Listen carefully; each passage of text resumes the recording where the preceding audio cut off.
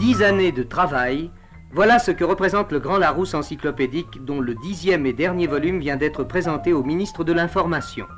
700 spécialistes les plus indiscutables des arts, des lettres et des sciences ont participé à l'élaboration de cet ouvrage où les moyens mécanographiques modernes ont été mis au service d'une expérience de plus d'un siècle.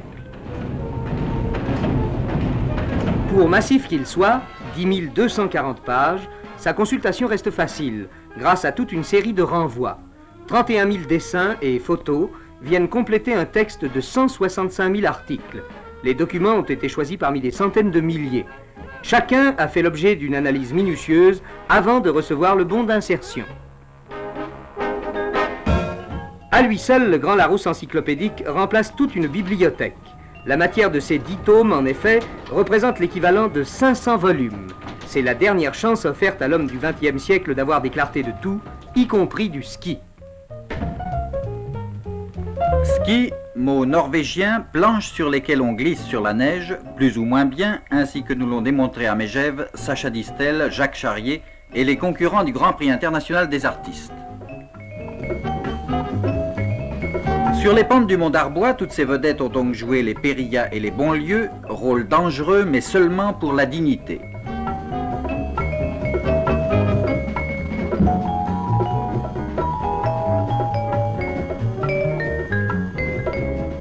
Côté dames, Helga Andersen fut une des vedettes, sinon une des concurrentes les plus remarquées.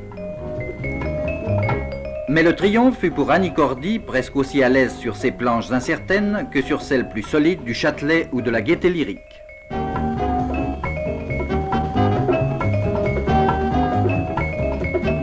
Plus sérieuses furent les joutes de Wengen pour les traditionnelles épreuves internationales du Lauberhorn.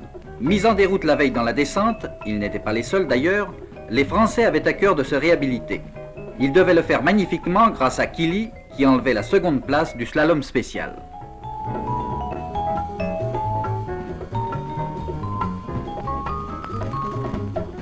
Pour Honoré Bonnet, la revanche allait être complète avec Guy Périllat, dont la course allait être un modèle de perfection et de régularité.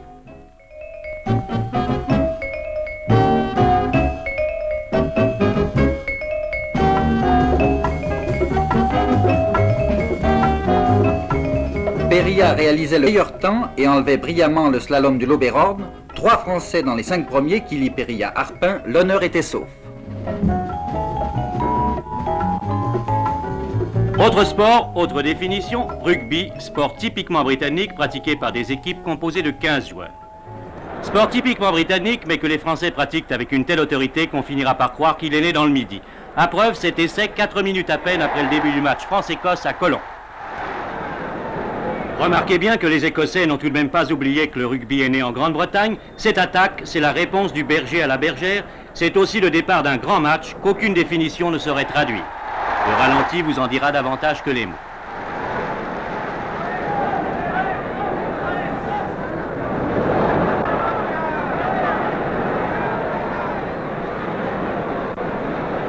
Tout cela, c'est le rugby avec un grand air, pas une seconde on ne laisse traîner le ballon, et cela dure 80 minutes, mené tambour battant par les Français. Tout un stade se lève pour voir de telles attaques. Évidemment, dans les plaquages, ça fait des étincelles. Dans cette extraordinaire rencontre, les Français ont su forcer le destin. Regardez bien cette phase de jeu. Darouille suit, il contre, ça y est, nouvel essai français.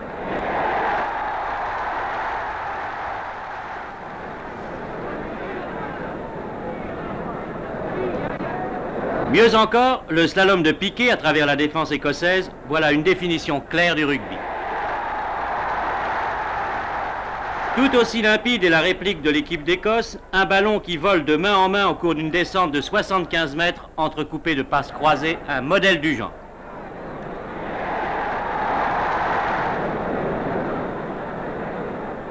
Encore une course folle de Darouille, ponctuée par un essai, 16-8 pour la France. Maintenant, vous savez tout sur le rugby.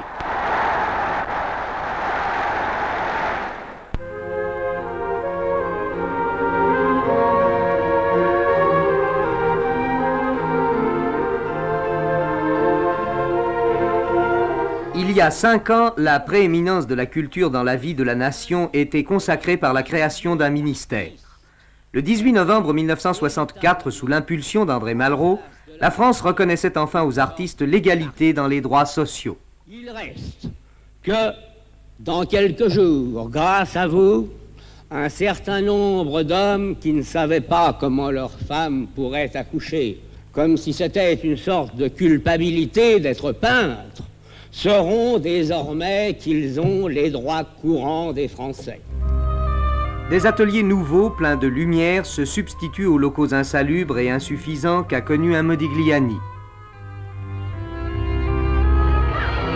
La loi qui oblige à consacrer 1% du budget de chaque construction publique à la création artistique permettra non seulement à l'œuvre d'art de se multiplier, mais aussi de prendre sa place dans notre vie de tous les jours, comme cette sculpture d'Adam qui s'est intégrée au jeu des élèves du lycée de Vincennes.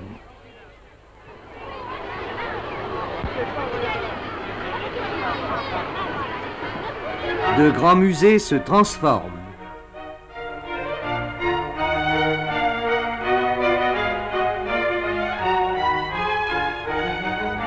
Les salles de toute une aile du vieux Louvre sont remaniées de fond en comble.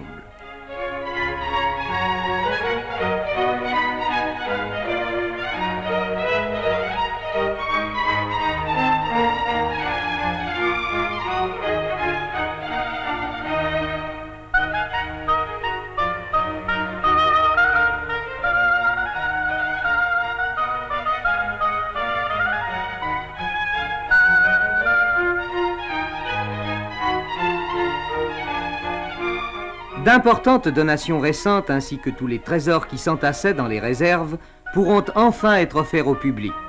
Les chefs-d'œuvre des grands peintres contemporains, les Manet, les Renoir, les Rousseau, les Rouault, trouveront dans ces salles fonctionnelles leur cadre idéal.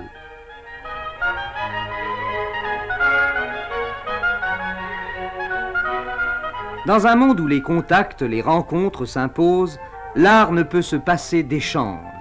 Les maisons de la culture, avec leurs discothèques, leurs salles d'exposition, répondent à ce besoin. La première s'est ouverte à Bourges en octobre 1963. Leur cadre fonctionnel engage le meuble français dans un nouvel essor. Ainsi, le mobilier national fait appel à de jeunes décorateurs pour créer des formes nouvelles, capables de tenir leur rang dans la compétition internationale.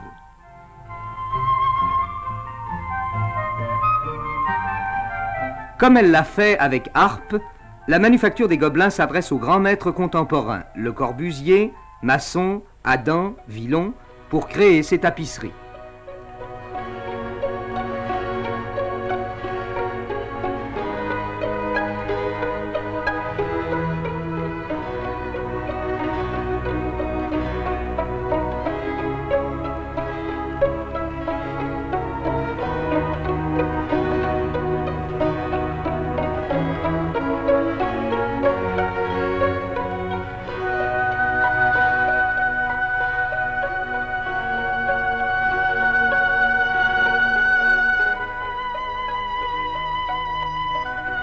Au nombre de ceux qui travaillent à cet art ancien, il y a aussi Chagall. Chagall qui vient de donner un nouveau plafond à l'opéra.